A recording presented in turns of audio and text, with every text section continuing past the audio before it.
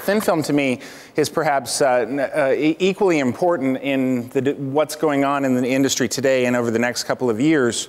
And perhaps more interesting because as a technologist, as someone who appreciates the technology pathways, I get very excited about the opportunities, the vast number of companies that are trying to develop tools and applications for this space, the many different business models that are developing. It is really exciting to try to understand this. We, as Edwin mentioned, we published a thin film study in 2007. We are working on the update to that right now in 2008, and I've got some preliminary results today, which is the first time we've presented any of these results anywhere, or some of these results anywhere, to talk about where we think this is going, even versus where we thought it was headed last year about this time. As Edwin mentioned, this is the book that I wrote called Solar Revolution. For those of you who are not native English speakers, it's now being translated into Korean, Spanish, and Italian. Check your local bookstores. It's an interesting. I think it was an interesting take on the industry because it was not about why we need more solar. It was about why inevitably we will end up with a lot more solar than nearly anybody predicts. Perhaps even optimistic solar industry participants, and it used an economics-only model. It didn't price in carbon. It didn't price in sort of goodwill. It looked at a real disruptive technology from the core economics, following, using tools and following pathways that had been set by telecommunications, computing, and other silicon and semiconductor-based technologies. We think of solar really in this as the third wave of a information and semiconductor revolution. These are the industry research, some of the industry research products that we publish at the Institute, including PV News, which is the oldest newsletter in the solar energy industry. It's been around about 27 years, almost 28. We do reviews of the U.S. market in partnership with the Solar Energy Industries Association. We do lots of deep dive reports on polysilicon, thin film, cells and modules, manufacturing cost assessments, the supply and demand reconciliation. A lot of this stuff is available through Green Tech Media. They're our media partner for distributing our research. It's greentechmedia.com. If you're interested in getting some of the deeper dives on the information that we're going to present, or that I'm going to present today. Real quickly, we're going to talk about the global PV forecast, supply, demand, and price impacts, which I think sets the frame for the role that thin film is going to play in the global industry. We're going to talk about the thin film technologies in brief, just to get everybody up to speed on what they are. And then we're going to show some of our most recent forecasts through 2012 to try to understand where we think they're going after our deep dive into the number of companies that we track. A lot of this is just to set up the concepts, the technologies, to lay a foundation for the speakers that are going to come after.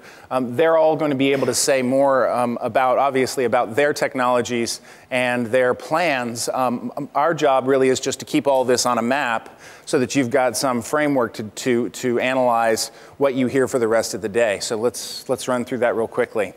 So our global PV forecast, supply, demand, and price. We do a bottoms-up analysis of PV supply, all from feedstocks, polysilicon feedstocks, and then add in the thin film. We go through the conversion processes to get to cells, modules, and then we match that to the demand. And of course, supply, demand, and price are three variables that move kind of in a system in concert with each other, though not always in obvious ways.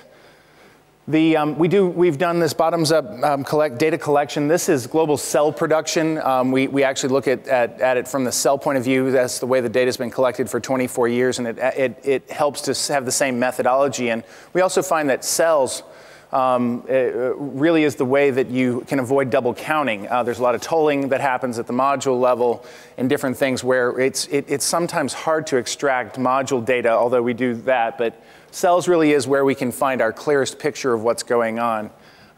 This is the global production by region through 2007. The 51% global growth was surprisingly strong in that year. The reason that it grew the reason it was surprising, first of all, is that there should not have been enough polysilicon to grow the industry that quickly. I mean, even when you extract out the dramatic growth of thin film production, the the crystalline business grew at 35+% in the year, probably closer to 40%.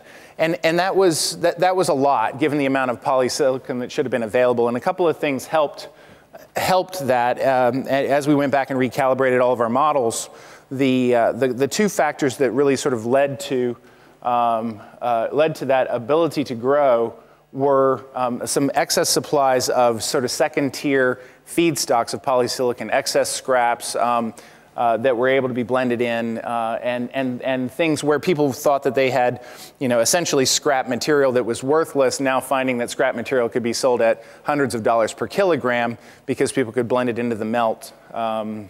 The second reason is that the efficiency of use of polysilicon improved a lot faster than we thought. Today, globally, it's about 9.1 grams per watt of polysilicon in a crystalline module. Now, there's obviously a range around that, but that is an average. Down from about 10 grams per watt the year before to 2006.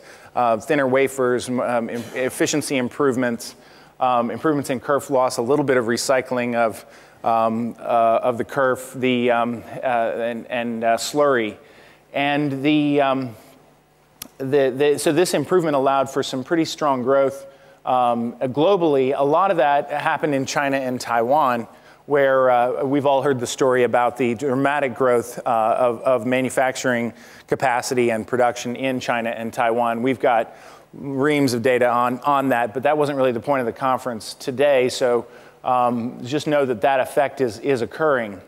We have the U.S. production will continue to grow, and we think that the U.S. is actually, I'm going to skip one more slide. The U.S. really is a thin film story. The U.S. last year was half thin film in terms of the percentage of production in the U.S.